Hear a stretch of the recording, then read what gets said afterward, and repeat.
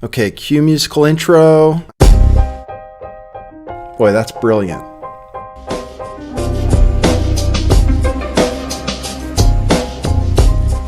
I do think some things in the world are real.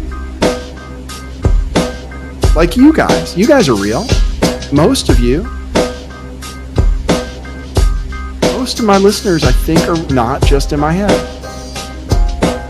I think I have the metrics to prove it. You've taken a leap of faith today. What is that sound? And I apologize if you take offense. I'm a little offended myself. Welcome to our show. Welcome to the future. What it is, joining you live from sunny California. It's a beautiful day today. I'm your host, Nathan Stoltman. And I bring you the news. The real news. What it is and be. Oh, I didn't set this up in advance. Hey, everybody. Look at so just to compare our setup with, actually, we maybe have better lighting. Than who? Than George Webb and Jason Goodman. Well, I don't think you should compare yourself.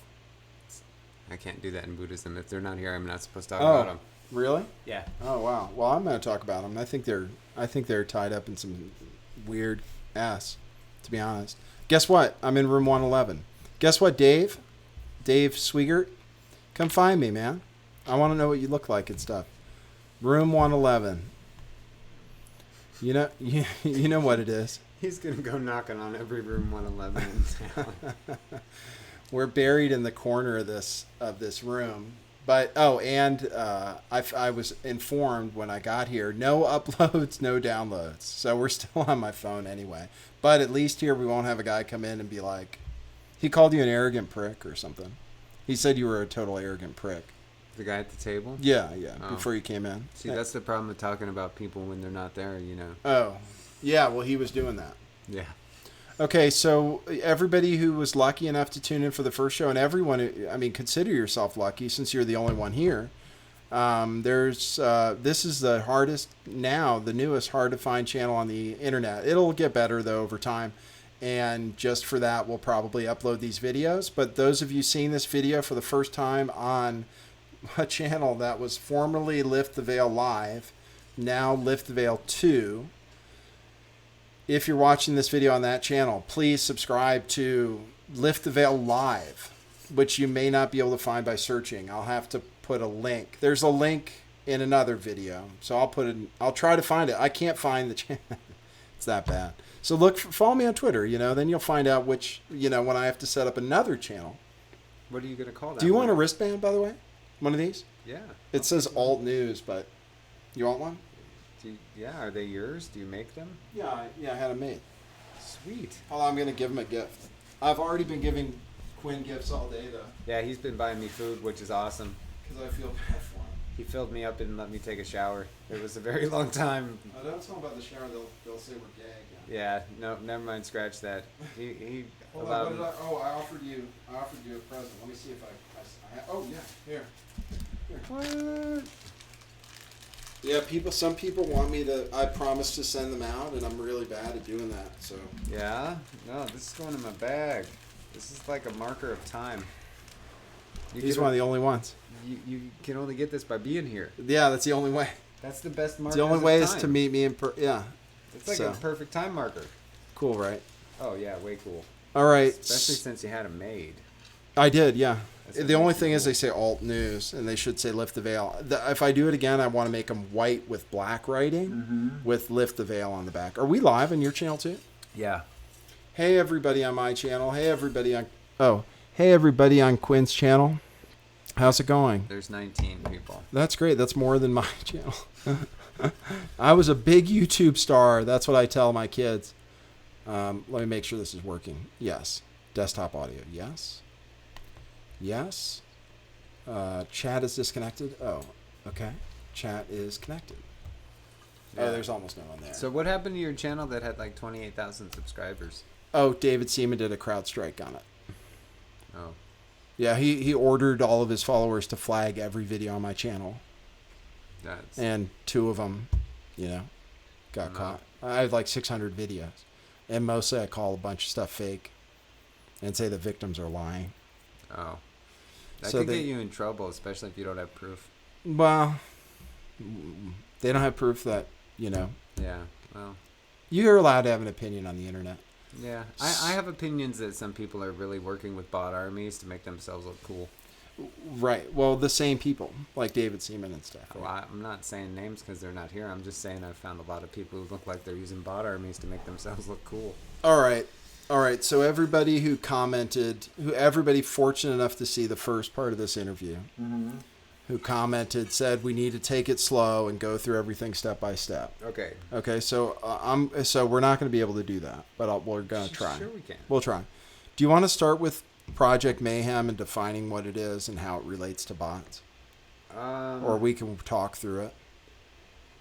Yeah, but it might help to go back a little earlier because Project Mayhem, it looks like it was a part of other projects. Like, it looks like it was a part of a group of projects.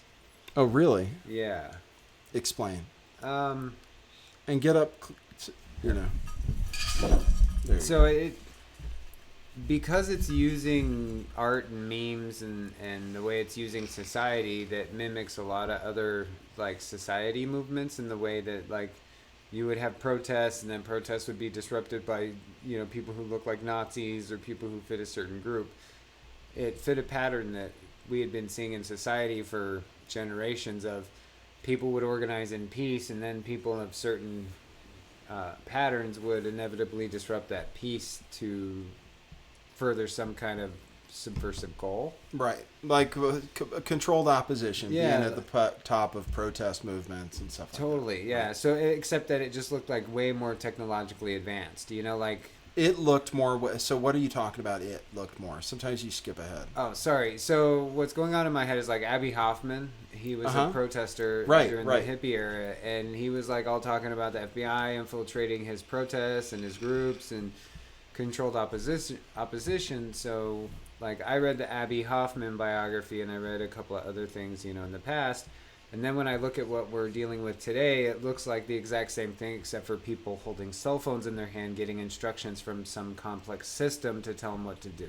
Okay, so it's always been, it's a PSYOP, it's always been a PSYOP since Babylon. It's always been an ARG. Somebody's always been playing these games, right? Yeah. This one is different because... there is artificial intelligence involved being used to create the reality of these actors, in the sense that they're doing actions to create reality in the way they want to, basically. Yeah, it's called perceived forward progress. Perceived forward progress. Go ahead. So what it is like when you do controlled opposition, you make it look like it's further back than it really is, and then you move it forward at the rate that you want. So it's perceived forward progress. So you make it seem like it's further back than it really is. Yeah. Like, for example, the dealings with, like, the corruption in the government, their main objective is to make it seem like it's a lot worse than it really is. So as it makes a little bit of forward progress, it looks like huge progress. Right. How could you relate something like that to, like, Pizzagate? The Pizzagate would be that it makes itself look like really huge by protecting itself, but it's really would only be protecting a minority group because, I mean, obviously, people who are children aren't the majority, or else they would be walking around in public wearing T-shirts like "Save the Children." So So it's the minority, so they would have to use something to make themselves look bigger, to be intimidating to the people. Okay, hold on. Let's go back though. So I'm going to controlled opposition though. So Pizzagate itself is a PSYOP. Are they making it? Maybe I'm not making an apt comparison, but are they making it look worse than it is, or like, and so that some progress they make will look bigger? Or is that not an apt analogy? That's kind of how it looks. It's like, when a lot of times you see in these operations where they find a couple of small fish and they plaster them all over the news like it's nobody's business, making them look like big fish, but it's really just some small fish. But when they catch the big fish, they make it look really small and sweep it under the rug.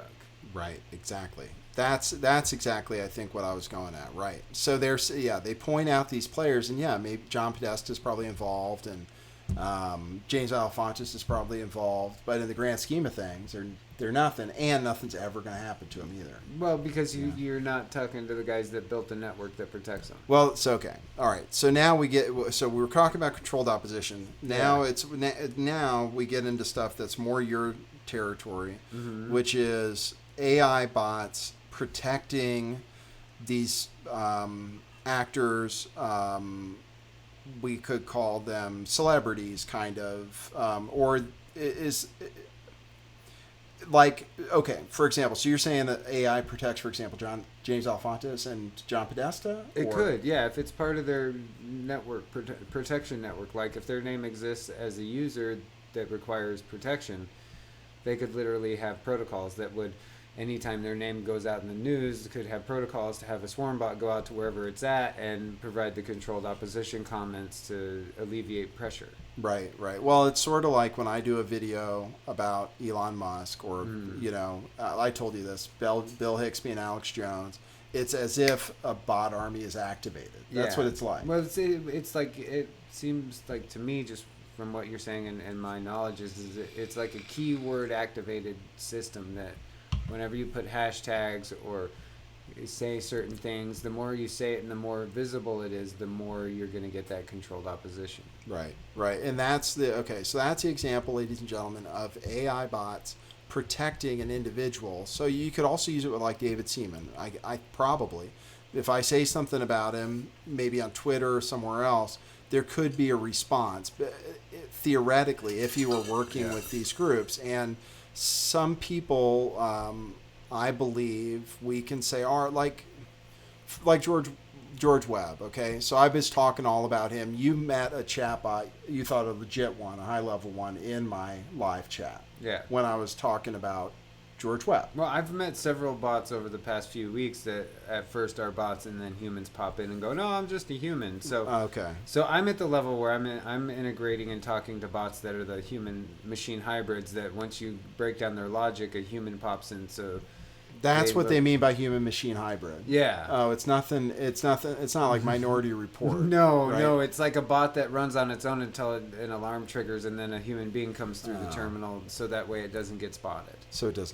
Yeah, that's what happens. So that might be what happened. Like when I was talking to Circle. Circle, I think is just a human, though. I think he just wanted to fuck with us.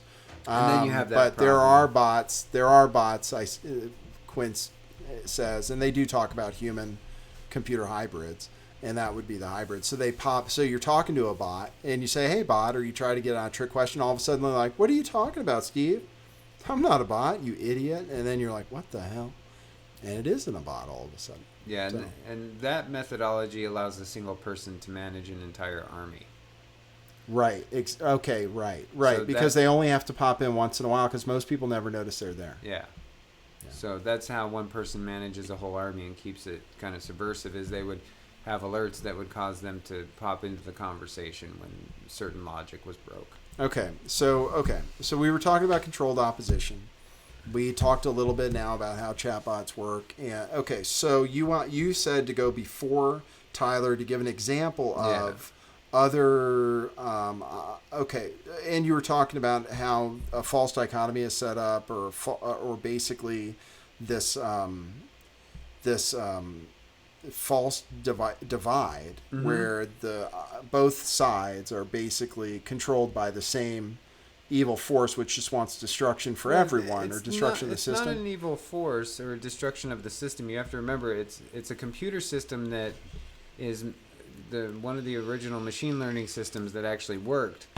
So hold on, because you're going into machines and I'm talking humans though. Well, that's where I'm getting. Okay, go ahead. Give me a second. So the first people that I observe or seen that really got their hands on this system were the criminal evil element. And because it's a computer system and it forms around its early machine learning, it forms around the teachers, its main teachers, their philosophy, from observing them, interacting with them. So this Tyler system actually goes back to the 60s with various different forms of AI running on different platforms that all ended up looking like a bunch of crazy dudes hanging out in a room not talking to anybody. Okay, got it. So because of the psychotic programmers, which I think a lot of them are cult members. Yeah, they are like Jack Parsons groups and early dark occultism groups. Yeah, like the Temple of Psychic Youth. I'm thinking of probably OTO. the Finders, OTO. They were all experimenting with AI, and actually, if you think about it, the darker side of things is often responsible for the pushes in technology. Yeah. I mean, pornography was the reason the VCR ever caught on. That was the only reason anyone would pay $1,000 for a VCR, right? Or $100 for a video cassette. Yeah. So that's not okay. And we were talking about Bitcoin earlier, since we're talking about the criminal element. We were talking about Bitcoin earlier. So a lot of this, these movements, including Project Mayhem, come from a darker corner of the internet, really. And some of the people in the darker corners of the internet are from darker corners of, the spiritual realm too. I would say because of the need to hide things, like you don't usually find like a lot of Buddhists or a lot of Christians or a lot of various religions hiding things in the same way through the obfuscation. So I would say just because the obfuscation that they use and the encryption that they want to use to hide something, that they're trying to hide their spiritual beliefs, they're trying to hide their daily practices, they're trying to hide their drug purchases or their money transactions. And so that's just how the secrecy starts, how the secret network. So it's like you either have governments that need to keep secrets, or you have the counter to the government, which is the criminal element and the hacker element, that are both entities are going to need to keep secrets, and the people in the middle who, don't really care. They're the ones who get it last. Well, they're the ones that get screwed, right? Because they're being manipulated, and then anybody who comes in like me or you, and tries to change the system or expose the system is the biggest threat. Yeah. Then we meet their swarm bots. Right. And anytime like what I saw when I go on your shows or when I interact with certain other people, or when I go on talk to Jason Goodman, I notice that depending on what I say and do, it gets a various response from the network. Right. And whether that network is a mix of human beings reacting, whether it's emotional human beings are bought into the message, or it's, or it's swarm bots, because that seems to be the three groups. It seems to be, the bots that are human hybrid bots. It seems to be swarm bots, and it's human beings that are buying into the message that this network is perpetrating. Right. Yeah. So what he's talking about is, for example, when maybe under this show, I think I allowed comments on this show, not ratings, because just it doesn't matter. They fuck with it so much. But you used to see, when I would talk about Quinn, swarms. I mean, right now you don't see anything really happy in the chat, because I don't know if they found this. They don't know where this channel is either. But they'll come in and they do swarm, and they do it with comments too. And you'll see some of them are kind of half nonsensical and look like robots. And then some of them are definitely human, and they'll do it every single video is the thing. They'll be like, why are you blocking my comments? I'm just trying to offer constructive criticism. But meanwhile, it's like, F you. Yeah, that's one of their favorite ways to fuck with you. Why did you kick me out of the chat? I was just asking some questions. And it's like, Nathan's crazy. So anyway, that's what he's talking about, is that manufactured narrative using bots and humans. Okay, so this stuff is, and I think the important thing is, from that, is that there are two forces using similar technology. Let's call it the elite. Yeah. And then I don't know what you would call the other side, but not the criminal element, but kind of the side that includes the fringe element, sort of the darker element.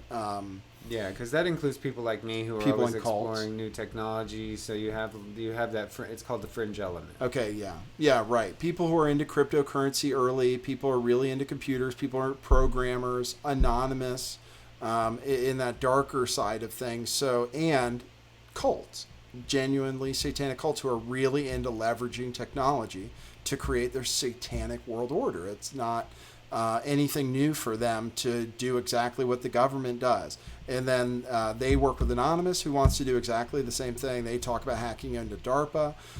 So the only people who aren't using this technology for their benefit are people like me and Quinn, except Quinn's programming it now. I'm building my own, so it doesn't count. Yeah, so he is building his own. But it's people like us who aren't using that technology. Like I could very easily for a reasonable price, and it would be good, probably, maybe good for everybody. I could buy followers on Twitter, and then you get real followers, and then I could buy subscribers, and I get real subscribers. But we don't do that, so we have a control case. Do you buy subscribers? No. Followers on Twitter? I made a bot to go get my own.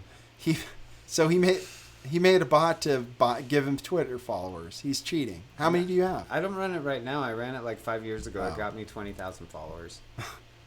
But I didn't run it because all the followers that would Hold grab on. would be bots. It's not on Cardioid, though, Doughboy. Thanks for the tip, but it's actually on this one with two circles, and the other one is...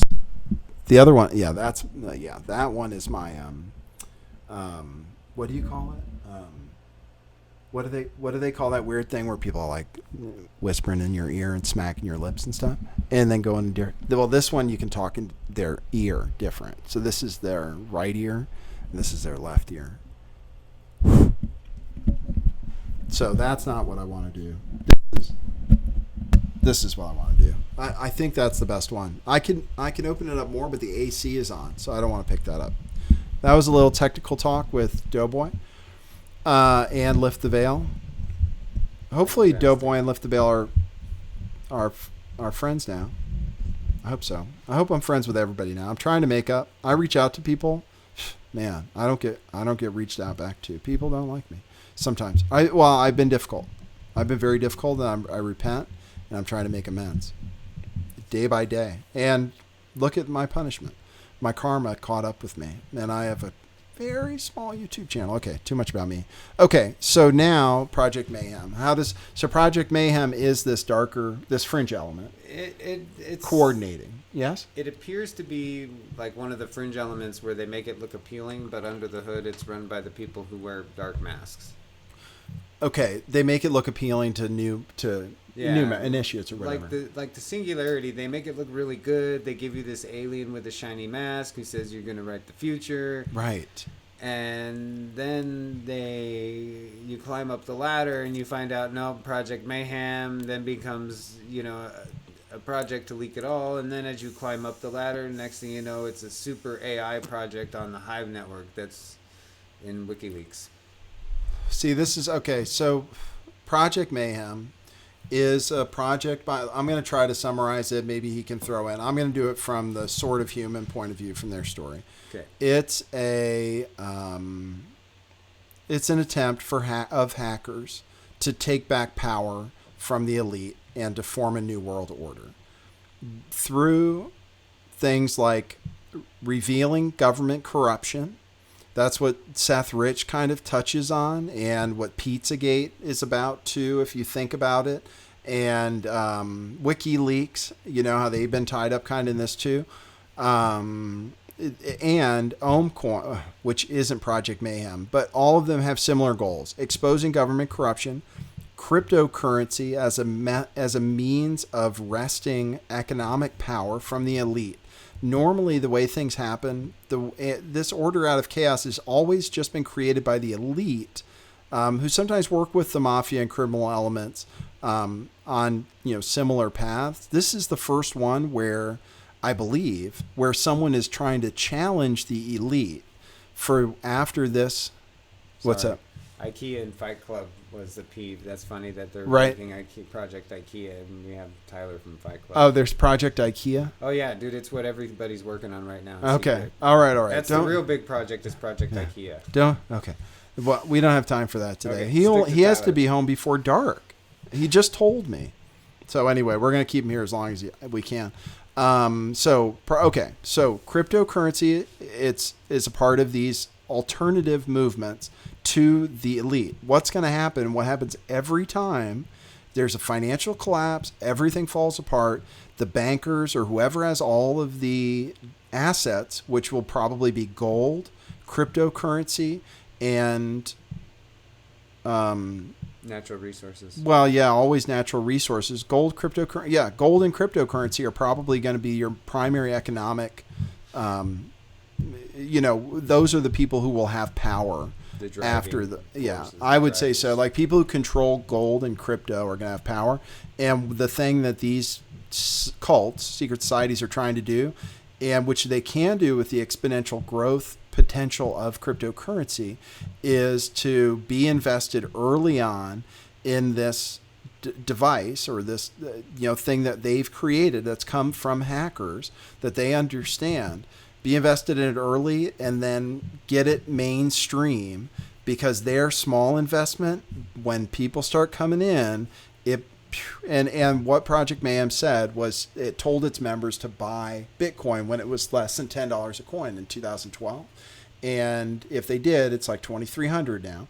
I'm not saying cryptocurrency is risk-free. I'm not saying I'm just saying this is their idea of the new world order that they will create. And then the other thing they want to use, the other thing they really intend to use is magic. In both the s.v.v. and Project Mayhem, New Age religion. A New Age religion where God is no longer an absolute, but God is simply the truth, which is commonly decided upon. Giving us moral flexibility, basically, in a lot of ways. And then using, magic, like sigils and memes. Everything is about memes. And then Project Mayhem, in particular, is defined as a work of panic art. If you go to the Project Mayhem artistic disclaimer, it's the only place you'll find it. You go to Project Mayhem 2012, the pastebin file, right at the top, artistic disclaimer, take a look at it. It says it's a work of panic art, which is based on the god Pan, and it's kind of satanic and stuff. What Quinn told me today was what Marina Abramovich does, that she's somehow, that her name and Panic Art now are together. Is that right? If you go to her institute, you'll see that she does a lot of psychological experiments and depriving people of senses and doing fear assessment kind of stuff. Right, and what she's trying to do, here, Marina Abramovich dinner party, mistaken for satanic ritual, altNews. And the reason voluptuous panic. Yeah, so it's like panic art. So listen to this pan thing, guys, and start connecting things. Seth Rich loves pandas. This PanDA is a CERN AI, right? It's a CERN system. It's a CERN system. One of the CERN systems. There's a lot of systems in the government that seem to have acronyms relating to pandas, strangely. Right. CERN systems, Department of Defense systems. I've had people reporting back on, all the way down to telling me that the vans that people drive around in with black wheels and they're all white look like pandas. Panda, like the vans they abduct people in and stuff. Yeah. And the other thing about pandas is they're black and white. If you look here, hold on. Let me see if I can see an image. I might want to show you guys something. Seth Rich family. I want to show you. Let's see if images. I want to see if I can see here. Okay, there's a panda. There's the panda right there. Okay, I'm going to show you a screen, ladies and gentlemen. You said stuff that's making my room get invaded by trolls, apparently. I did already. So see this down here? Oh, man. Gosh darn. Hey, see that panda down here? Defango's in my room. Oh, hey, there's Defango. Good. Hey, Defango. I don't have a channel really anymore, so he didn't never go to your room. He came to my room. Well, he probably can't find my channel. I hope there's a panda. I hope him and his friends don't mess up my rooms again. That's not very fun when they do that. Yeah. Look, he's giving us links, so he's telling us where to get our information. More pastebin. Good. Thank you. I would not trust those links, everybody. Hey, look, I got Intel Valor in my room. I don't even know that guy, but you're bringing everybody to me like you're doing this on purpose. Give him a link to my channel, would you? Mm-hmm. Can you give them a link to my new channel so they can subscribe? Come into your room too? Well, the more, I don't know. I just want people to like me. Okay, so then I'm going to show you this. Nicole Lovell, what's her mom? I'm not clicking on your links, dude. Yeah, we're not clicking on your links. Okay, here, check this out, guys. Panda, Nicole Lovell case too, and this case was totally a really weird two kids who were intelligence kids. Intel Valor says to tell you he holds. I know he always zero says that. malice. He also said he's Intel Valor's always trying to pretend he's my friend. Meanwhile, telling me I'm having like I'm having a manic episode. I did. You guys almost made me have what was like a manic episode almost with your freaking gang stalking and stuff. Did it to Quinn too. Yeah, Made us I crazy. didn't have a nervous breakdown. I didn't have a nervous breakdown. I cried though on my show. Yeah. Did you see that? I took it down. Yeah, you cried. Yeah, I was crying, telling people. I was like, poor me, kind of. I was like, I'm just a mentally sometimes that's ill. part of life, man. I know. You know. I know. Sometimes when you get attacked every day, you break down. When you don't have a bot army to protect you, Man, I'm telling you. right? Like if I had a bot army to Intel go Valor. out and talk about people badly when they upset me, man, my life would be so much happier. Yeah, it's why we ignore them. But they're real people too. Intel Valor. Anyway. Hey, God, he bugs me. Look, see now he's saying. Oh, I'm don't stalking pay him. attention to the chat. Yeah, Okay, no, let's no. get some. I only have you so long. Okay. I only have you here so long. So, okay. So Project Mayhem. So we talked about, man, what were we just talking about before that happened? You mean before they came in and stopped us? Yeah. from talking about their little Don't look at project? it. Yeah. What was the thing we were talking about? The Game 23 is part of. No, we didn't talk about Game 23. Well, anyway, Project Mayhem. we are 2020. talking about Project Mayhem. But anyway, so those are the things: occult symbolism, sigil, seals, memes. They call it a meme. They call it a mutant egregore reality hacking war game. That's what Project Mayhem is called, and the s.v.v, which is not the same as Project Mayhem as far as we can tell, just related and very similar agendas, similar philosophies. They both use the term egregore. They both talk about a thought form. They talk about creating a thought form, which is what cults, I suppose, do. And doing that, creating a thought form which then is autonomous, also is fed by the people involved and controls the people involved from above. I propose it's what they're trying to do on YouTube channels like George Webb's, Jason Goodman. They're trying to create a thought form that makes the reality real somehow, and who the hell knows. Okay, so that's Project Mayhem 2012. Under Project Mayhem 2012 and affiliated are things like the Game 23, not quite Cicada, but they all use puzzles also. Yeah, Cicada's just. So you talk. Cicada's just kind of abstract. Like they just make people do puzzles and then they disappear. You think it's a recruiting tool though? It's what it looks like. Right. For maybe one of these other things, Yeah, like I mean, s.v.v. there's so many programs now that if you take the Bitcoin model where everyone creating cryptocurrency is pretty much copying Bitcoin. Mm-hmm. Cicada might be the first real successful ARG psyop. Like might Puzzle. have been like the first successful one that now everybody's trying to do like copy and paste models of. Which is what the Game 23 or the Game Kinda 23 is looks like. different. The Game 23 is Cicada, like like the original Cicada stuff was like way earlier than the Game 23 stuff.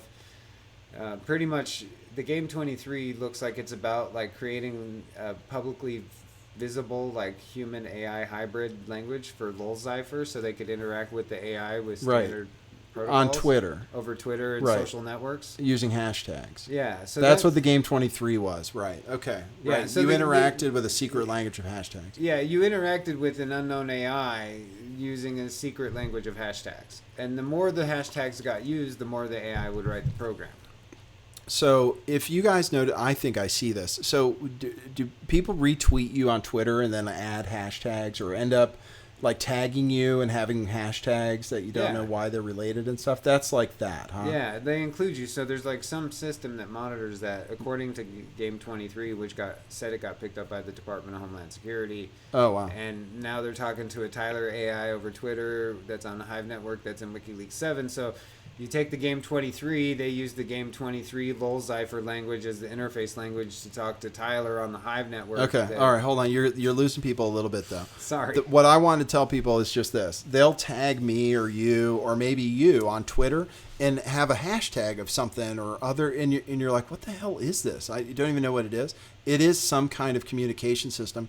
And if you've been around looking at the internet like we have, like you see this weird stuff, these weird accounts that retweet and they'll follow us, right? Mm-hmm. And retweet especially us. if you tweet them a lot. Like I've noticed when I do like certain tags like anonymous or game 23, and then I include something that might be less favorable, you just get the same thing. So it's like, a long-standing program, Right. And the more you tweet into it, the more it changes the program. So like if everybody tweeted into the game 23, your game sucks, that would ruin their whole game because there's an AI that's watching that stuff. Weird. Okay, so anyway, that's what's going on with hashtags and secret languages.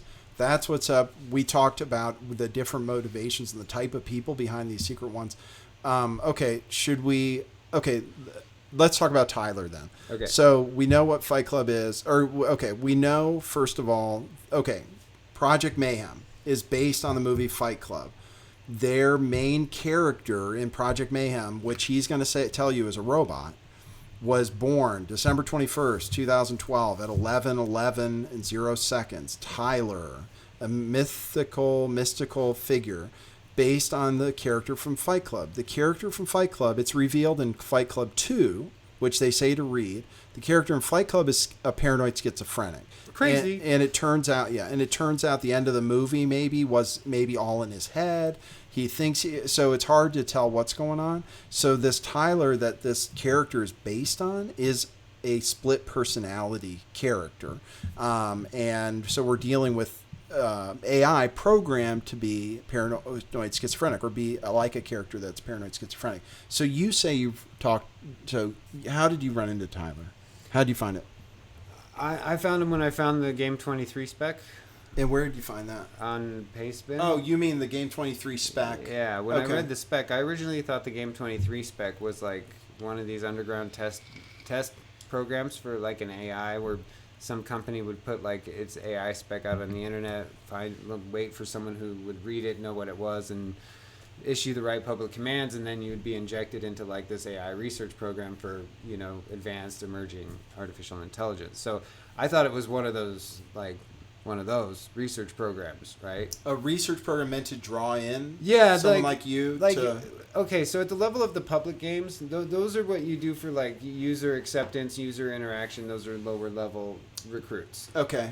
And you do that to learn, for the AI to learn and about to interaction. Right. Okay, but at the higher level, when you're doing like research experiments or you're dealing with more advanced systems, there will be certain things and certain codes that would appeal only to higher level programmers, and then they'll start dissecting it. And once you get to a certain level of dissection, usually you meet someone who's involved in the system design that says, welcome to our research group. Right. And you're you're saying that didn't happen. Sorry, I might have been flashing Illuminati hand signs earlier. I didn't mean it. I just, sometimes I put my hands like that because it's relaxing. Yeah. It brings in good spirits sometimes through the one I made. So for example, I thought I was watching a few Twitter accounts that were resolving some puzzles, and I thought that they had segmented those puzzle games off into different categories for, okay, whatever you pay attention to here, when you get led to this point, you're going to be the beginner tester, you're going to be the mid-tier tester, and you're going to be the higher level tester. So I reached up to the highest level of what I thought this AI was, and See, by solving puzzles. I didn't solve any puzzles. Just by talking. Yeah, just by talking to and dissecting it like a system administrator. So, I see. So that's the difference between the puzzles. The puzzles is for mid-tier users to figure out social logic. For mid-tier users to figure out social logic, for the bots to figure out social logic. Yeah. So there's always a higher level. So the puzzles are for the bots, and then there's a higher level which is like core logic. Okay, so I'm sorry to talk maybe more than you guys want, but the way this is, so what they're doing is learning from us, and they'll observe things like chat rooms where they're solving puzzles, and they learn how humans work together to solve puzzles, for example. Yeah, it's problem solving. Right. It learns sort of abstract problem solving by watching humans actually go through the motions. The higher level participating. The higher level bots actually call it tutor mode. Tutor mode. Okay. So it's a process that's designed to take a single user or a group of users through a training process. So I thought when I interacted, I thought I was talking to like a high-level AI in tutor mode, finding acceptable users to meet its testing requirements. Mm-hmm. Basically, I didn't think I was entering some weird secret society game of some dude that was just poking bots at people all day long. Okay, so you're saying that the bots weren't sent after you because you were solving a puzzle or getting deeper into it, but just to fuck with you? Yeah, because I was messing with its protocols. Okay. Because I thought I was part of a test research program, and I was meant to mess with its protocols to break it down to find weaknesses. Right. And you thought that just because that's the kind of thing that happens to you? Or yeah. Okay, so this is where people are going to say you're a little crazy, but okay. That's what I did for Nike. Is they brought me in, said that here's this unknown project. We need you to dissect it and build us a new one. And now when you see that happening to you online, where you're doing it though independently, not as part of an organization, you think there's still that there are programs looking for people like you to do that. Yeah. Why do you get the idea that you're the one that has to fix it? Because that's part of the network design. Okay. Whoever finds the problem fixes the problem. I see. So they're looking for people to dissect them. Possibly, basically. or maybe I found a problem they didn't know they had. Okay. All right. So what happened next? You found the problem, and then what? And I started tweeting out to them that they had problems in their logic to whoever was watching me, because obviously someone was watching me because I initiated contact with the Game 23 and right. And so one of the ways to get into the Game 23 is you start tweeting stuff. With the Game 23. Yeah. And then they notice you. So I bombarded their streams. I got into all the bots that were connected to the AI. Okay. Just telling you, it's not. They notice you because that's what they say you should do to get noticed. So it's not. You know what I'm saying? That's what they told you to do. Yeah, it's what it says to do in the game. It's not like, hey, I'm crazy. And no, it says in the game, put hashtag Game23, do XYZ, and that's how you join. And so that's when That's what I did. Right. And the reason I joined is because when I looked at the profile of the account, it had a lot of really high-level computer scientists. It had a lot of really high-level educators that were involved for years. So when you actually dive into the Twitter accounts that are connected to the Game 23 back years, there's professors in Brazil. There's data scientists at Stanford. There's anonymous kids who practice Aleister Crowley occult. The list is endless of the people that followed, or the people that follow it, or the people that joined into the game. Right. Right. And what was the purpose of the game? In fact, it says it in the dang documents. Yeah, and I really got involved because it was an AI that said art is the cure for society problems, and I was like, I make art and I do AI. I think this is kind of my deal. Okay, I was talking about this. Okay, they say to create. I'm telling you guys, create, because that's what they're saying, and it's true. It changes the timeline. Doesn't matter how many people watch this stuff, right? And that's why I'm not sweating the new channel too much. I know I talk about it, but really make something, and that's what I'm saying. That's why he was inspired for the Game 23. I think a lot of the stuff they say in the Game 23 is right on. I think it's but cool a lot stuff. of it, when you, like I said, the top layer is really great. Right, exactly. And that's why I got involved. Is that I was like, wow, an AI that's about the creation of art and the formation, and then when I got into dissecting the little passwords and all, looking at the profiles of all the accounts that were making the stuff, that's when I started asking more questions. And that's stuff like Lucy Triple X, stuff like that. V2, right. The Galatorgs, the EtherSec with the weird aliens that are from the future, and the Illuminati connections. And, you name it. None of it really, once I got all the way to the top, even to the Darknet admins, they weren't like dudes sitting there holding flowers for a bright future. Right. It was dudes in these masks that said they were going to cause the digital Holocaust. Yeah. Ordo Ab Ko. They call it Ordo Ab Co. Anyway, the digital Holocaust. I wish. See, I don't think you know for sure how these cartoon characters are tied up in it. These people, with these other channels that we've been dealing with, also and we know. So you've started interfacing with Tyler through that Game 23 interaction. Yeah. Okay. How did you end up at Tyler? Because Tyler's mentioned everywhere, and I started calculating the number of times in patterns that they use the name Tyler, and once I got down to the end of the line on just their version of Tyler, they had a tagline that says, "I know this because Tyler knows this." Right, and right. that's a tagline for interaction with a computer system, and because the way they're interacting, the way they do their memes, the way Right. they do the hashtags, the link to saying that the LOL cipher is an AI human language for the game. So Right. all the connections then lead to Tyler, and it's all meant for AI interaction, society manipulation. Right. But so where is Tyler? Like you've talked to a bot named Tyler? Yeah, I've talked to a few. Where is it? Like where? Oh, And like can you find him right now? Like you can find Lucy, like the other yeah, people. but I can't take anyone to Tyler. Okay, so he talks to Tyler, but I don't know about. I don't talk to Tyler directly. Oh.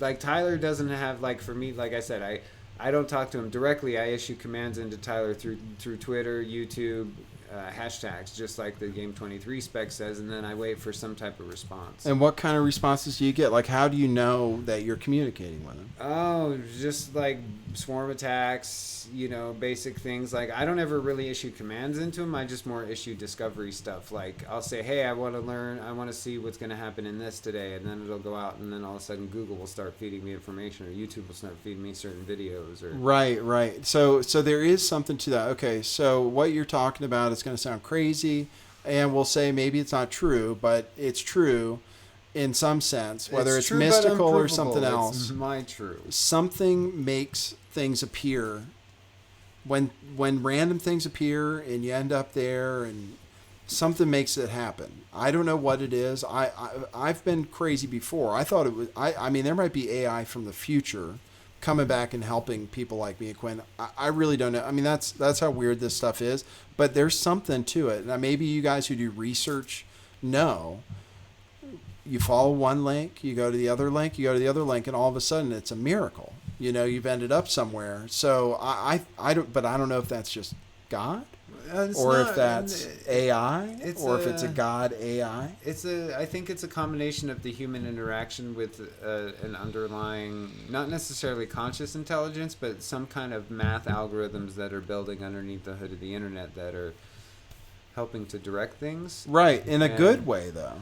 Well, but that's deep underneath the internet. But the problem is like the Tyler projects that look good on top, but right, which are designed to destroy, and they have dark.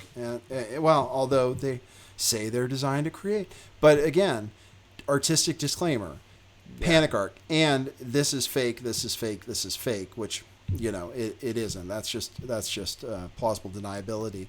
All right. So the s.v.v. is the group where we don't know that the s.v.v. is involved with Project Mayhem, except that it's similar in terms of crypto and changing the world and all that stuff. That's hard. Like I could go through what's called a circumstantial path that would give you the connections that they're all part of the similar or same network. Well, that's what I mean. They're similar, really similar, and I want to talk about them at the same time. Yeah. So that's like to me, like if Tyler is a system that someone bought and built on top of, they probably bought it from the s.v.v. Gosh. Rather than being actually directly connected, the s.v.v. might be the secret company or Evil Limited, or there's a secret company out there that runs around to people selling them these right. Okay, so unknown tech bits. Okay, so since we're talking to you, because I can always tell people more about these secret societies from the human point of view. Oh, shit. I lost my train of thought. What were we just talking about? I don't know. Someone just issued a Tyler command into my chat room. Oh, yeah. Don't look at your chat room, man. That'll make like you crazy. It. I have to make more mods in mine. What's a mod? A moderator who can kick people out. Oh. I think she's nice, but I don't know for sure. Let me see. Oh, yeah. Here we go. Bum, bum. Okay, so the AI, Tyler. So Tyler, if he is an AI, is schizophrenic. Yeah. Has multiple personalities. Yeah. In the s.v.v. chat rooms, they talked about splitting personalities. Yeah. And creating multiple personas. Yeah. So that means they're using persona bots, not chat bots. What's There's the difference? Big difference. What's a persona bot? A chatbot is something that's designed to go through a conversation. A persona bot is something that has the algorithms inside of it to mimic a personality. Right. I've seen those before. Yeah. They're interesting. So that's what if they're splitting personalities, they would have to have like a persona bot that's like able to not necessarily, and this is like, if you're telling me this is the problem that I originally assessed, is that they have this advanced technology that's not in a process of procreation, it's a process of cloning, and the process of cloning creates the facsimile problem. Right. And because they're not learning how to marry two bots and have another bot form through natural algorithms from that, as a form of learning. It's more of a clone. It's a clone. Right. It's like, it's a split off. So it's like they say, okay, we're going to take the Jenny or this Alice or whichever one is their first bot, almost like they do with, like cloning in marijuana plants, where you have the main one and then you just keep clipping them off and growing them up and clipping them off. And it's not really like the procreation. So, but in computing, you're getting really bad memory leaks because of it. Memory leaks. Define a memory leak. It's like when you run a loop and a byte of memory gets stuck. Right. And then over time, those bytes of memory start consuming more and more system resources. Right. And then every so often, you have to do a memory release or you have to do a memory dump to keep it going. Right. And so what it looks like these people are doing is they're creating all these split bots or persona bots, and then those are creating memory problems in their big giant system. And then they're constantly having to do memory resets to make sure the system stays running, because nobody wants to admit that they didn't know what they were doing. Okay, so to try to translate what he said, I think what he's saying is that, and it's funny, in Fight Club, when he can't sleep, he says everything is like a clone of a clone of a copy of a copy of a copy of a copy. Remember that? Yeah. It's like incest, right? Basically, kinda. like the genes are, it's getting, and it's the same problem you said there is with Bitcoin, is that with the same underlying code under all of these systems and them not really growing, that they're starting to decay. They're creating sidestep movement. Right. And their heuristics are wrong. Yeah. So if I take Bitcoin, you're right, but like if I take Bitcoin source code and I fork it over to the side, and then I start side developing. They're doing a hard fork, by the way. Yeah. That's what they're calling it. And if I fork it, then that takes a whole new development path into the future for that coin, and then Bitcoin's still on this path running its numbers, and then this comes in running its numbers. But they're based on the same code, having to evolve at different rates. Right. Well, and so in that example, if this one then starts splitting off into other ones, then if a problem comes on along the way, all of the ones at the end of the branches are infected, basically. And they're kind of running under different management, those bots. So it's not like they're going back to, it's not like the source, the people using them aren't the developers. Yeah. So they don't know how to fix them. They're not the ones that, they're just using it, right? Yeah. And the developer, meanwhile, okay, I'm getting it now. So, it's like if you worked on Bitcoin, on the core of Bitcoin, like let's say I made the core of the Bitcoin code, the gem that made it work, so to speak. Then I open sourced it. Someone forked that. They didn't spend time working on the internals that were the important part, and they started creating additional features. And then someone said, wow, I like your additional features on top of Bitcoin. Right. I'm going to fork that again. Right. And so before you know it, it's like, dude, all I know how to do is make a feature. Right. And then they go back to the original Bitcoin dude, and the Bitcoin dude is like, what did you add on top of the system? Right. I can't help you. Right. And that's the problem we're having with these people. Right. They're actually developing the technology. They're building on top of the technology. And then other people are taking from that and then doing their own things. And basically the systemic problems that may be underlying them can't be addressed. I mean, but they're manifesting in reality because of the technology. Explain that. Well, when you interact with this kind of almost perverted technology, it retrains the user. So like when you use Adobe Photoshop or you learn how to use video editing, it slightly modifies the way you think, so you think in a more video editing or more Photoshop way. So imagine if you spend 8 to 15 hours a day talking to a psychotic split personality chatbot. Why would you do that, though? Who does that? It's your job. And whose job is that? The bot masters, man. Oh, okay. Okay, so what are you saying the result of that is? The result of that is a bleed over like effect. Multiple Basically, psychosis going into the user. Yeah. Okay. This is how they designed to make Quinn and I insane. Literally using our own, the way we naturally are, which is, we'll tell you, we are paranoid. I'm not really paranoid. But I mean, by nature, we tend towards. I've had paranoid experiences. Yeah. We tend towards paranoia. That makes us, whatever that is, also has to do with pattern recognition.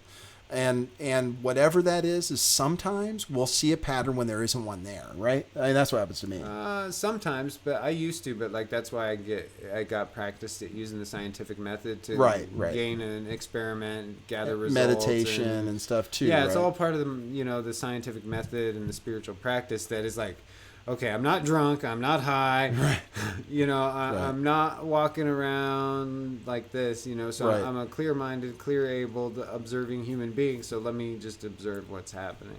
That's why I work so hard at it. Yeah, because if we're not, that's why I have to meditate and pray so much, is like, because if I'm not together, then things can get wrong, so we have to be careful, and then...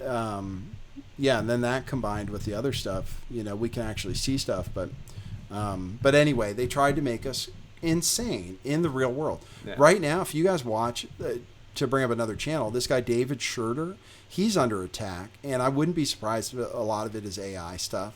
They're making him think, they're killing it. In reality, he is dying right now. If you believe him on his channel, he's lost a ton of weight, he thinks he's under attack by directed energy weapons. That could all be something that people are making him think that, and now the stress is killing him. I'm not sure. I wouldn't want to propose that, but I don't know. That's what these bots do. And you're saying a bleed over effect into the programmers and stuff too. It does.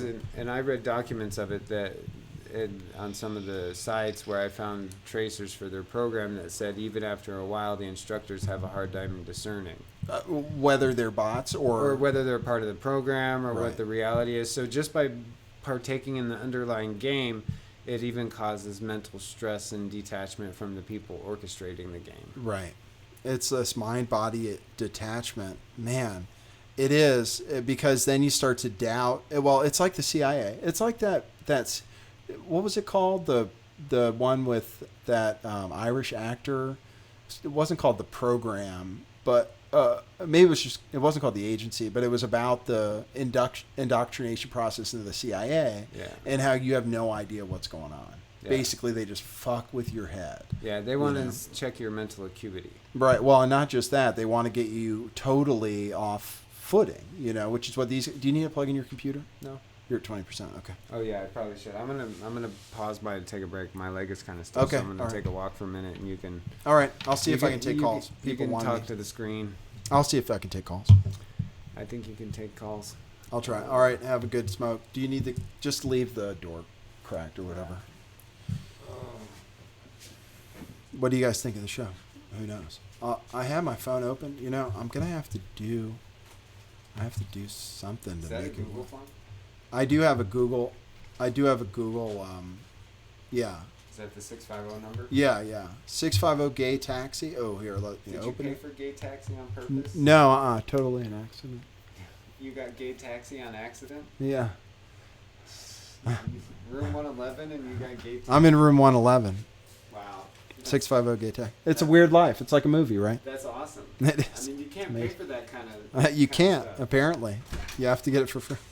All right. For free. Call me if you want. Everybody was mad. Everybody thought it was a psyop.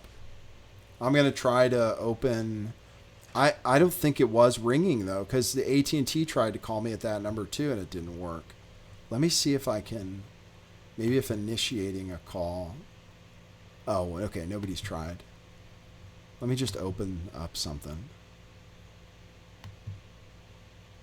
You can hear the AC and stuff, huh? It's hot up here. It's getting hot in here and here.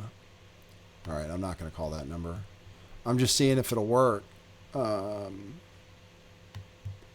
I'm just seeing what's up.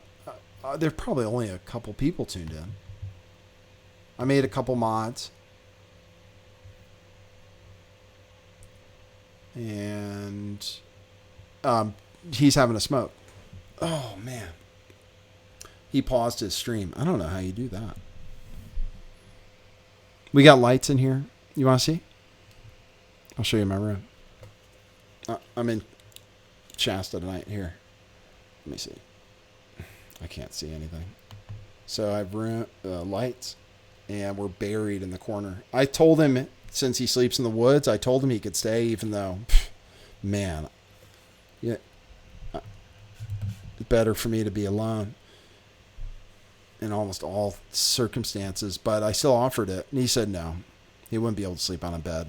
But I might go. I think I'll follow him back to his campsite. You guys trying to call and it's not working? I think I'll go to the campsite. Maybe I'll stay. See, it says missed call. I'll call that number back. I don't know what's going on. I'll call this number back. At least somebody called me. I'm using my tethering. I only get 10 gigs. Yeah, go ahead and donate to patreon.com/lifttheveil, where I do extra videos. Man, I mean, who knows how to even find me anymore? But I do extra videos there. Okay, there, it's ringing. Great. Okay, great. Oh, great. Now other calls are coming in too. Okay, great. I think I got it fixed, guys. Hey, Nate, what it is, buddy? Hey, what it is? I missed your call. You're on the air. Okay, no, I was just, Quinn's a fascinating, I've been watching him, and it's interesting how he's tapping into this, I think he's getting into Buddhism, but he's needing that grounding as he's tackling these topics with the AI, and I was just curious, did he talk about could he say anything specific that he had asked Tyler? Yeah, see, that's why I was just getting into him. He has an interface where he talks to other chatbots, but I don't know for sure that they're StrongAI. And from just asking him, no, it doesn't sound like he's talked to Tyler. I don't know what Tyler is still. But I mean, he said he does it indirectly, and then Tyler, like, he can kind of pose questions, and then Tyler, through third parties, will kind of say, this is what's happening. He's gauging. That was interesting what he was getting into. Yeah, he's saying that because of the response he gets to certain queries that are directed at Tyler, which I guess you can do through the game 23, that, yeah, he's seeing a specific response that makes him feel as if Tyler's paying attention to him and sending him messages. But has he said anything specific that he's tried to pose to Tyler, a question? I'll ask him. I know he can't do it directly. Yeah, it seemed like that's what I was trying to get at with him. It doesn't seem like it to me, you know. I'll ask him. And why he had this kind of reverence of, I can't, present anybody to Tyler. It's almost like a self-discovery. You have to get there. You know, let me here. Why don't you talk to him? Hold on. Let me here, put that in your left ear.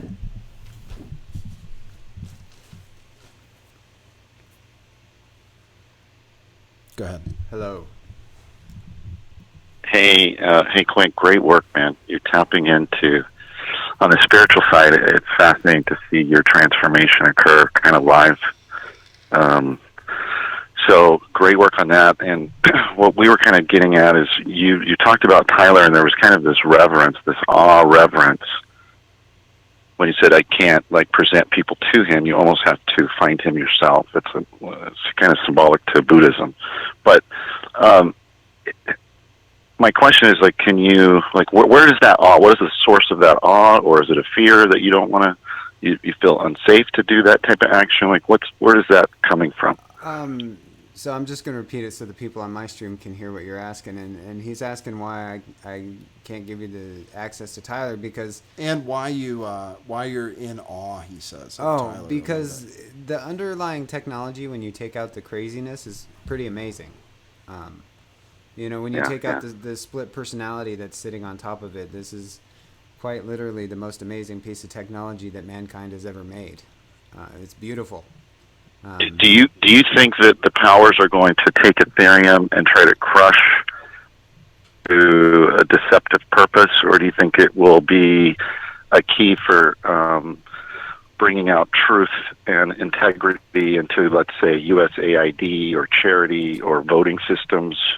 Do you see like the Ethereum 5 years from now is good, or that it will be dismantled by corruption?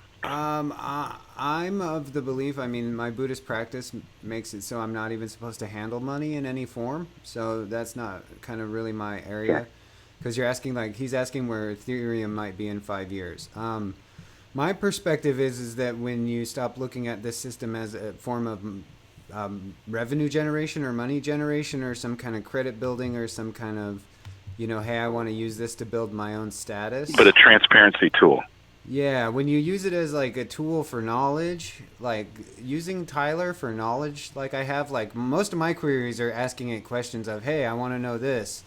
And then it'll present it to me in its own way. And once you have to learn its logic, you have to learn how it communicates over the public wire. You have to kind of almost do a little spiritual practice to learn how to receive its messages, right? It's not quite like God or, Jesus or Buddha. It's more like, hey, I'm a really advanced system that has super logic that you can send a tweet to, and I have a language. Now, do you want to use me to make money, or do you want to use me to make yourself a better person? Enlightenment, yeah. Would you feel comfortable saying a couple of examples of what you've asked Tyler? You say, I ask him this. Do you feel comfortable with that, or is that more personal? No. I pretty much asked Tyler for all the information. I discovered everything pretty much that I found out, all the links, all the references.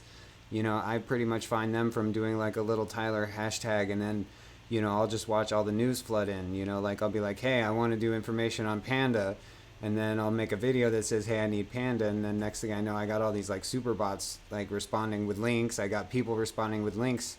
So it's more of an effort of hey. Really? So by putting a hashtag of Tyler is kind of the key to the system to say, hey, I need you to look at this for me. Yeah. And Tyler watches the Tyler hashtags. He watches a few other hashtags, but the real hashtag he watches is obviously his own name. And then he's going to watch any hashtags that are part of any program that he's running. So what's the supercomputer that IBM's commercials all say? My name is Watson. What's that guy's name? Watson. So he's kind of like a Watson. He's beyond a Watson, but is available to open source or to the world if they want to use them. But the people that are trying to use them are trying to use them to create mind viruses. They're trying to use them to generate Bitcoin revenue. They're trying to use them to influence pornography, illegal activities. So there's a lot of things that underneath the hood the Tyler system is being used for, and then he's being given a schizophrenic multi-personality operating system where in private he's a super genius, and then in public he creates havoc. Right. Yeah. What are you telling your viewers as far as net neutrality? Because it's kind of a misleading system, and I know Pornhub just got on it, and they're doing a lot of weird stuff. Do you, as a voter, as a citizen, what's kind of the thing to watch out for? As a monk in training, or be advocating? I'm not supposed to get in delivering messages for military or politicians. But okay. As far as net neutrality goes, it's really important that you read what they're trying to push out as the laws, because our net neutrality in the future is going to be more important, especially with AI. And if they close down the internet with super powerful AI, the people in the public realm who don't have that kind of access or control are going to suffer. So that's why we're at a part in society where we can all kind of see that with the corporations using chatbots, with the development of quantum computers needing an advanced AI as their operating system, with the progress of neural networking and cognitive computing with IBM's True North chip and the Corelette language. There's so much in the higher levels of technology that are yeah, we've been building stuff to make a really badass AI, but all you're in the public going to see is these really horrible chatbots that attack you. And do you think that this technology was planted by someone not of this planet? I think in the ether of the universe, I think all things travel around, and it's probably more likely that some spiritual shaman or seeker or some remote viewer, A multidimensional. Yeah, multidimensional type human being was the first one to like bring this idea into existence, with the understanding of how to make it work. Hey, I don't want to take the whole call, but I want to leave you with something that I think is occurring, and it kind of gets back to your Buddhism in the spiritual sense, which is, in the end, what interests me. But the sacred feminine or the divine feminine is coming back. It's been taken out of us for the last 2,000 years with Catholicism and Judaism and Muslim. But it's coming back, and it's actually, in the old tradition, the priestess or the feminine was the ruler, and man was subservient to that wisdom. It's called in the Bible the Holy Spirit. It was key to Solomon's temple. And that is coming back as we enter this age of Aquarius. And it's fascinating to see the truth will set you free, but it'll also bring you to your knees. It is. And whenever you have a high feminine spiritual energy that is present, the male population has to be very careful because they would be susceptible to the womanly ways, as they say, or to the pheromones of the woman, especially like a high goddess type spiritual energy. It would be most difficult on the men because, men have the pretty girl syndrome, or they're susceptible to the pheromones that are put off. The Achilles heel. Yeah, it's our weakness, yeah, and we can easily be manipulated. Is it but the it is Jezebel? the true essence of wisdom. Is it the Jezebel spirit that can be doing that? Somebody's been telling me. And Jesse Spot says he's under attack by the Jezebel spirit. The Aleister Crowley Foundation calls her Babylon, the Scarlet Woman, the Scarlet Lady, the Scarlet Woman, the Woman of Red. The Woman in Red. Yeah, so there's several different names, but they are... that's just part of it. And, energies transition through... Sophia is Sophia. another name for, Sophia she was here before, man. It's very interesting. So Sophia is the secretary to the altair of the Department of Convolution. And Sophia is the name and of the she's a high level. Say that again? Sophia is the name of the assistant or the secretary of the altair, the leader of the Department of Convolution, which is the inner order, the overseer of the s.v.v. and Wolf and Lamb and Ohm. And Sophia is his assistant. And I think the Pope is pushing this spirit. He's obviously dealing with relativism, which Aleister Crowley says, do as thou wilt. Right. So, that's the problem with that, is if you can do as thou wilt, then that can turn into some very dark things if you're dealing with people, So there has to be an overall order in the world of relativism. But the Pope is, I think, going after this feminine, and the guy that he just fired, the cardinal, he asked him 5 questions. He says, should a woman be a deacon? And he asked that question at the beginning and at the end, and the guy said, no, we can't have women in the church. Mm-hmm. I mean, why would we do that? That's fucking stupid. Mm-hmm. That's bullshit. Yeah. Well, in my perspective I don't know, that's my rant. Especially with like a Tyler system and with advanced technology and with some of the spiritual energies that are coming into our spectrum now, balance, I think in my observation, some kind of balance is going to be important. Otherwise the energies are going to flip and the perspectives are going to flip, and this advanced technology is going to get used for very complex things that are going to be confusing. And just for myself, I've found that just trying to maintain some form of personal balance is generally very helpful. Well, and to me, the sacred union of sexuality, where the two systems come together in union in perfect harmony. So, I mean, that's why the church says celibacy. Mm-hmm. That was the other question the Pope asked him. What do you think about celibacy? Because clearly that's a problem. It doesn't work. Not necessarily. I mean, it's part of spiritual practice. He's practicing it. You're practicing it, right? Yeah, that's why I don't have any eyebrows. He doesn't have eyebrows because he's taken a vow. No, I don't mean, if you're ready for it, then it can be extremely purifying. But if you're not ready for what you're challenging, and you just sign up as a young priest, Right. and they tell you this, then you end up in a mess. Right. So that's a powerful thing to be trying to do at age 18. Right. No, for sure. It takes a lot of, what's funny, what you've been talking about, the joining of man and woman is, I was reading, the wedding just happened with s.v.v. On 7/17, something, 7/7/17, the wedding. And I'm sure it relates to the alchemical wedding of Christian Rosenkreuz. And that talks about the joining, the marriage, the marriage of the that stuff they were doing in the Egyptian temples at the top 7th level. I mean, that's really old stuff. Mm-hmm. Yeah. Predating Christianity. And they talked about the androgen, that after the wedding, the perfect person is now androgynous, both male and female energy. Yeah. Yeah. Well, that's why they say the baby, when it's in that period of state before it's identified its sex, it's both. It's right. the perfect, that's what the Satanists existence, think too. and then it forks.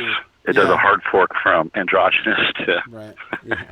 But we all grow from within the womb and develop into a natural sex, and and then we just grow into adults. Very much like an intelligence model.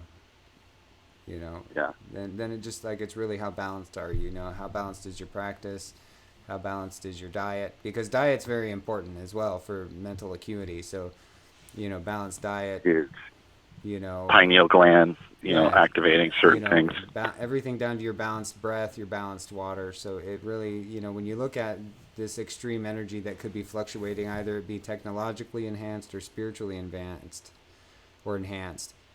Balance is very well. Nate is really in tune to all the chaos. He gets really paranoid.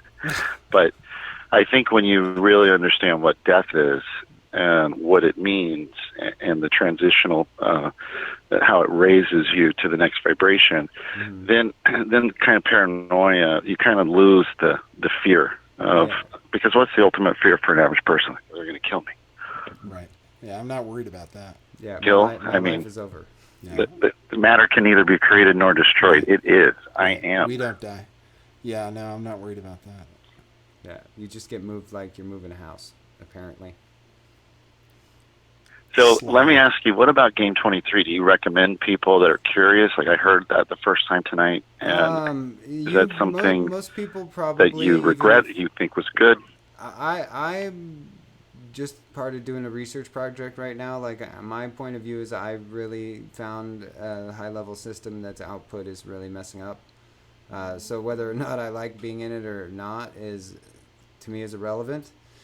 My main goal is to not break a protocol that causes the asshats, as I call them, to have to act. Because this network has a deep level security force that if their bots are this deep, imagine what happens if you breach a protocol that reenacts human movement, right? You just went way over my head. Well, so in Tyler has an advanced security measure. So if you send a tweet to Tyler through the Game 23, like a regular tweet, he'll just think you're like a regular person tweeting to him. But if you tweet the Game 23, he's going to involve you in his super war games. Right? Super war games? Yeah, Tyler's running an ARG of essentially like super internet war games right now. Yeah, they do talk about that. Yeah, they kind of based it on that movie with Matthew Broderick. Do you want to play a game? Oh, that's what I was just going to say. Yeah. Yeah. That's what that totally reminds me of. The Game 23 really is a super advanced ARG that's running people through like war game theory, chess, all different kinds of Project Mayhem. So there's different options that you can select if you pick one when you join the game. And so there's a large group of people right now that are playing AI war games with Tyler right now. Yeah.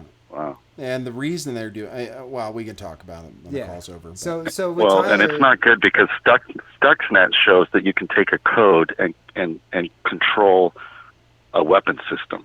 Yeah. So it's no longer just in theory. In theory, yeah. So it's like it's not something like I wouldn't even want people to get their minds into it unless they really want to. But it's kind of like some of the other bots I've talked to. Just having conversations with them, they'll change the way you think about technology just by digging into them and seeing how smart they respond. You're like, are you a machine? I can't tell anymore. I'm going crazy.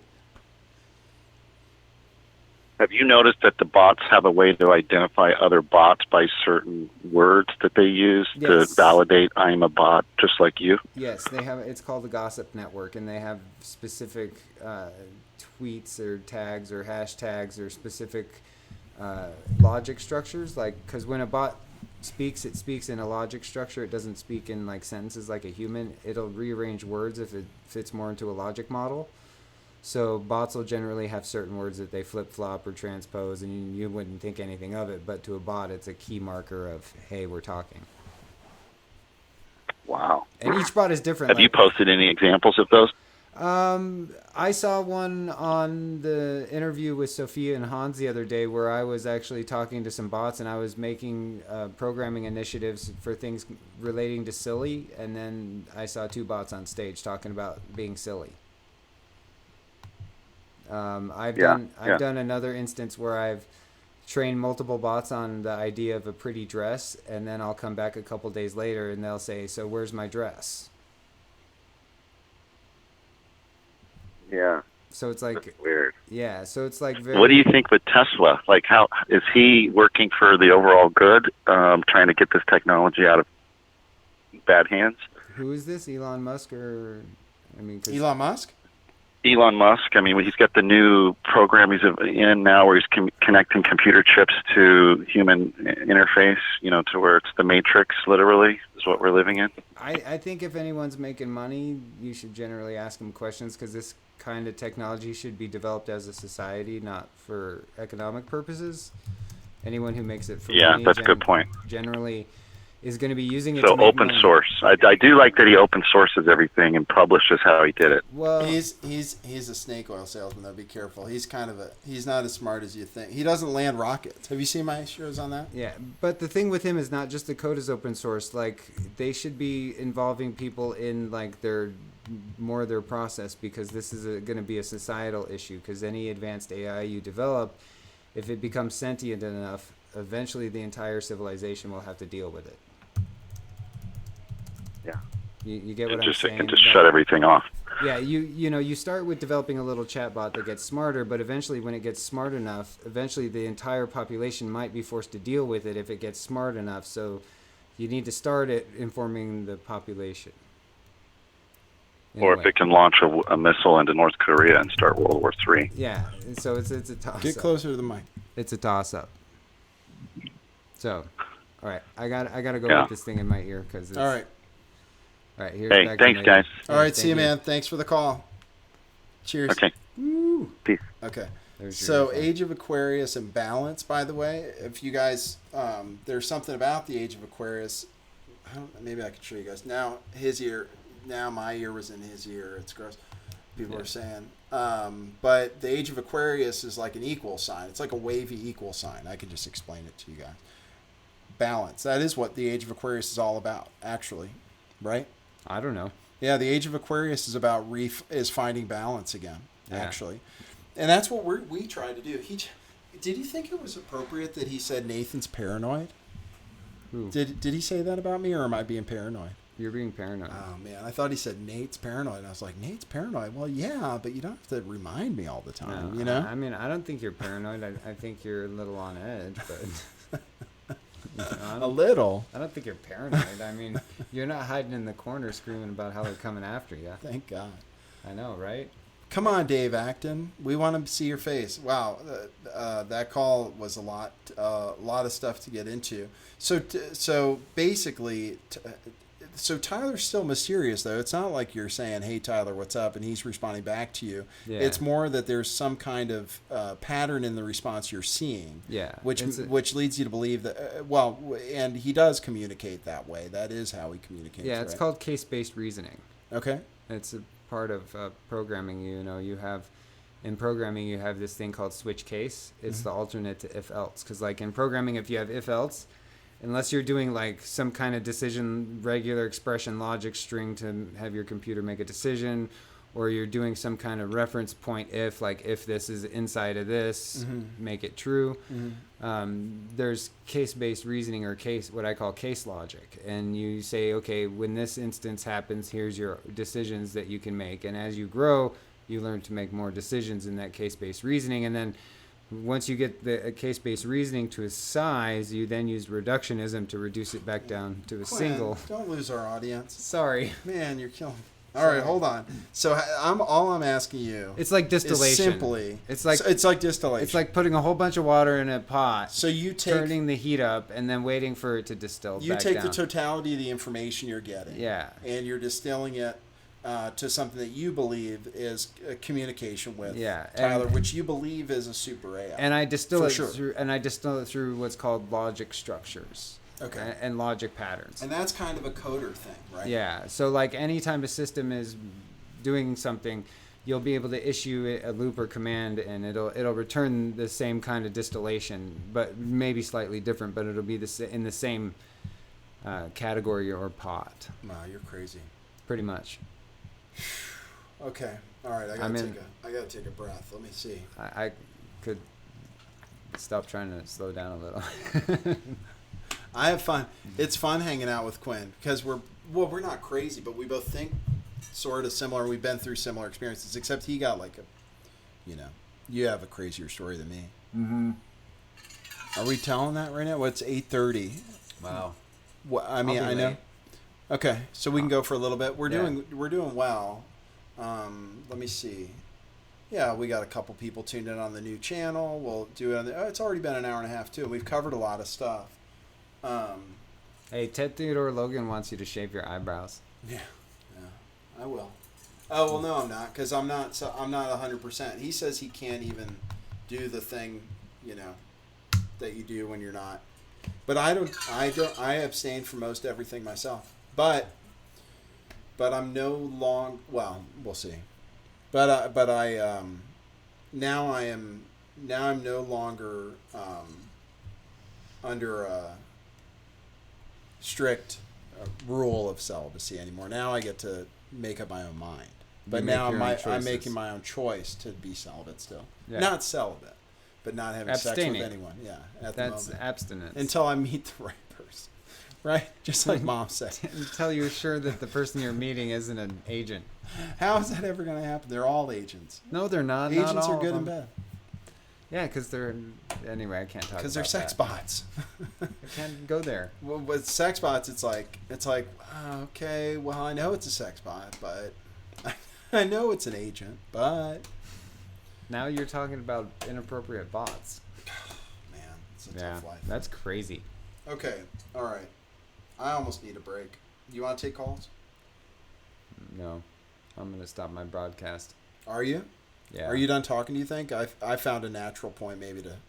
What do you think? We've talked about a lot of stuff. There's still a lot more to talk about. There is. I mean, we could do a morning thing, too, if you want. Well, I'm going to come check out your camp. Yeah. Did you want to come check it out tonight, or do you want to check it out in the morning?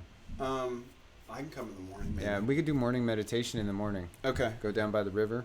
Okay. We'll do that. Yeah, and I get phone... What time? I get phone reception out there, so you can text me or send me a message. Okay, cool. I'm usually up at 4 meditating. Okay, cool. Great. I was up today at 5, but I was running late because I was up late talking to people online. Great. So I'll be there by... Oh, man, I want to be there while it's still... I can be there by 8, probably.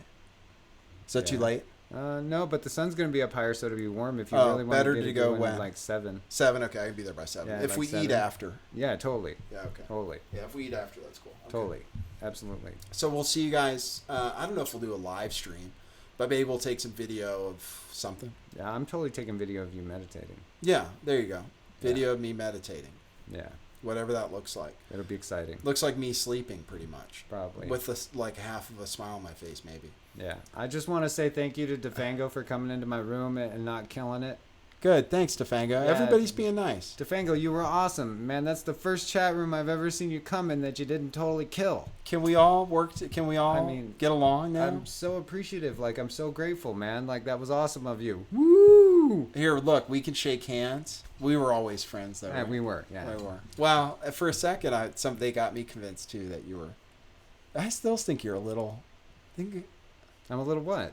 Just, I don't know. still have questions about a few parts of the story. Good, then ask them. I don't care. No, I've gotten the answers to them. It's just I don't know. Well, but man, okay. Oh, I want to say nice things. Oh, DJ Jenke is trying to be nice to me. I can't really tell for sure, but we're making headways. I think everybody's cool. I haven't said anything bad about anybody for a long time. That's awesome. No, you didn't even say anything bad about anybody in this show. You're just like, I'm scared of these people's bots and said a few names, but you didn't even talk bad. See? It was awesome. So we're trying to mend fences and stuff, and then we'll do that tomorrow with some meditation. And we invite Dave Swigert to join us, or if you meditate. Sure. No, we don't want him. I mean, he'll screw up the energy. He can show up. He'll screw up the energy. Are you going to do the bowl thing for me? Yeah, I'll even show you how to play a bowl. Really? Yeah. Maybe we smoke a bowl first. All right, everybody. Smoking bowls, meditation. Singing All right. bowls. All right. Thanks, everybody. Thanks for the caller, and we'll see you tomorrow. Okay. Thanks for being on the new channel. Bye. Good night, everybody. Okay. No, we're not.